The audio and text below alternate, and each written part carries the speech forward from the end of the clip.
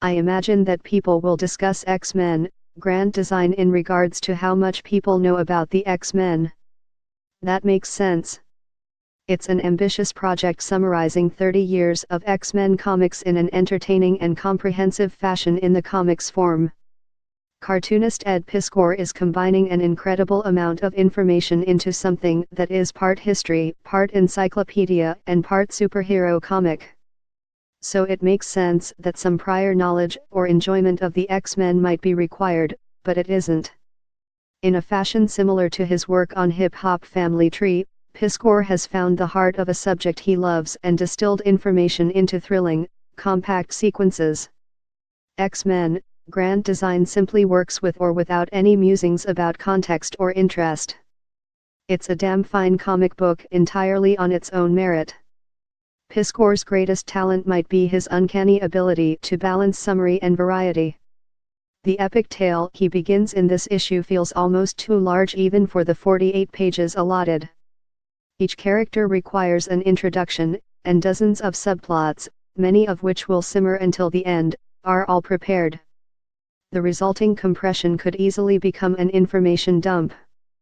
Piskor avoids this fate by utilizing a wide array of tools to consistently shift pacing, style, and tone. This sort of alteration is necessary in any form of story to avoid monotony, but its evocation is much more difficult in this style of summary. Text taken entirely on its own would likely read more like a Wikipedia entry than anything close to entertainment. Yet on the comics page these recaps run the gamut from hilarious to thrilling. There is a base form to this comic that readers of Piskor's prior work will recognize. Not only is the form of his characters and layouts familiar, but so are the yellowed pages and muted colors. They provide the waft of nostalgia that makes the mood of a comic's history even more potent. He varies his style in order to emphasize iconic elements, like a pencil-drawn photograph of the earliest Brotherhood of Evil Mutants. Important rivalries and pairings are allowed to linger in static panels that offer more information in their layout than an entire page of captions might. When the story emphasis is on action or plot though, Piskor is equally capable of making thrilling pages. Captain America's shield bounces off of a dozen Nazis and the Beast completes an entire heist in just one panel. Relationships are expressed more than once in divided three-panel sets with opposing face on each end and action in the middle. X-Men, Grand Design displays the astonishing flexibility and utility of a standard page of superhero comic as well as anything else. The comic itself acknowledges the giant size scope of its task and the interest it might provoke in readers. Piskor's multiple covers offer something very real, whether it's the combining tapestry of eras when future issues are set side by side or the nostalgia-capturing combination of recreated versions of the team in Marvel corner boxes.